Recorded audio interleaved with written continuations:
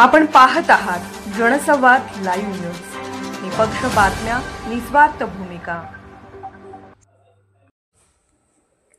मिरजमध्ये पोलिसांची धडाकेबाज कारवाई, रेकॉर्डवरील आरोपीसह गावठी पिस्तूल आणि लोखंडी कोयता जप्त। मिरज शहर पोलिसांच्या सतर्कतेमुळे एक मोठा गुन्हा रोखण्यात यश आले आहे। रेकॉर्डवरील सराईत आरोपीला जिवंत काडतुसे भरलेले गावठी पिस्तूल आणि लोखंडी कोयता घेऊन हल्ल्याची तयारी करत असताना पोलिसांनी शिताफीने ताब्यात घेतले।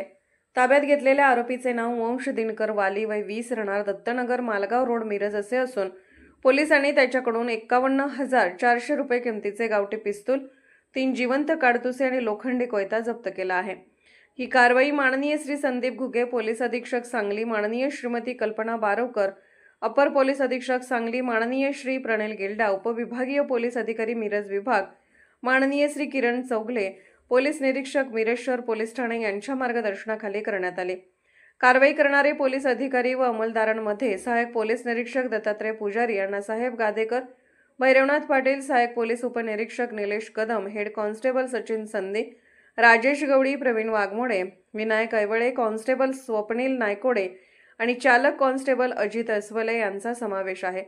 घटनेचा उलगडा असा की पोलिसांचे डीबी पथक मिरज सिव्हिल हॉस्पिटल येथे वैद्यकीय तपासणीसाठी आले असताना पोलिसांना एका संशयिताची हालचाल संशयास्पद वाटली।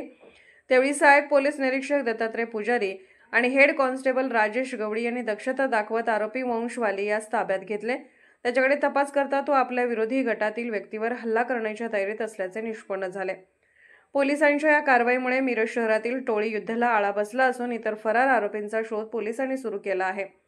मिरज शहर पोलिसांच्या सतर्कता, समयसूचकता आणि धाडसामुळे संभाव्य गंभीर गुन्हा रोखण्यात आला आहे। या कामगिरीबद्दल नागरिकांकडून पोलीस दलाचे कौतुक होत आहे। जनसंवाद लाईव्ह न्यूज चॅनलला लाईक करा, शेअर करा आणि सबस्क्राईब करा।